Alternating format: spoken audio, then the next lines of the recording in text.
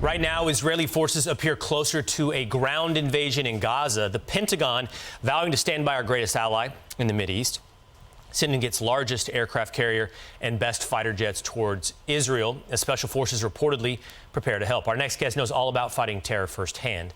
Marine veteran Chad Robichaux served in Afghanistan, and he joins us now. Chad, it's great to see you this morning. Not only did you serve in Afghanistan, but you've been involved in hostage rescue operations. You know, we just had a long interview with Aaron Cohen about probably the tactical background of what Israel is getting ready to embark on in Gaza. What would you say as an experienced operator on what should be expected in this type of rescue attempt? Yeah, well, first of all, the last guest was amazing. I'd love to talk to him for hours. Look, what's happening right now is, Israel is not delaying. Israel's preparing to clear the Gaza Strip. And a lot goes into that because you have Hamas holding the Palestinian people hostage there. I mean, you see people leaving on cars with mattresses on their roofs, but they have nowhere to go because the border of Egypt is locked down. So they're going to be pushed to a point to where it'll be people be stacked up. There's really nowhere to go. And, the Hamas knows this, and they're using their people as human shields. And then Israel's also going to be wanting to clear the battlefield of all collateral.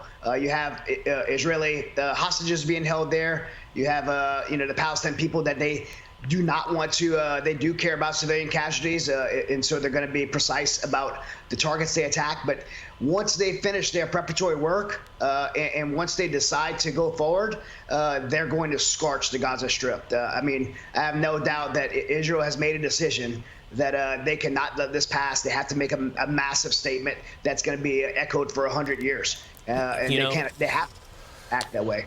Chad, I think I certainly hope that before any action, regarding my next question, before any action is taken by the United States of America, we have a very long, heated, at the same time, cool-headed debate about the role of America in this conflict. But the fact remains there are 17 reports of 17 American hostages in Gaza. And there's also a report the U.S. is preparing Marine special ops units for possible Israel deployment. You're a Marine.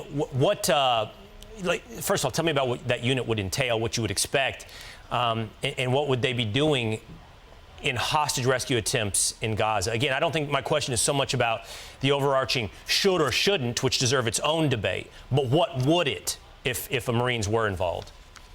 Yeah, the should or shouldn't is, this is our greatest ally in the world. Israel is our ally. And I think President Biden has to act. We have to support. And that aircraft carrier being there is a show of force. It's showing the U.S.'s commitment. What I see if we're going into Gaza to get the 17 Americans, you're talking about JSOC level units, Delta Force, Naval Special Warfare Development Group. These are units that's more likely going to go in. You have I was a Force Recon Marine. They have MORSOC, Marine Special Operations Command. Those units will probably be in support of those JSOC elements, but more likely you're talking about Joint Special Operations Command, right, sending in our top tier 1 units to go in and get Americans out. We don't leave Americans behind. We should never leave Americans behind. If there's 17 Americans in the Gaza, we have an obligation as a country to go get them. All right. Chad, thank you so much for the conversation. Fascinating as always.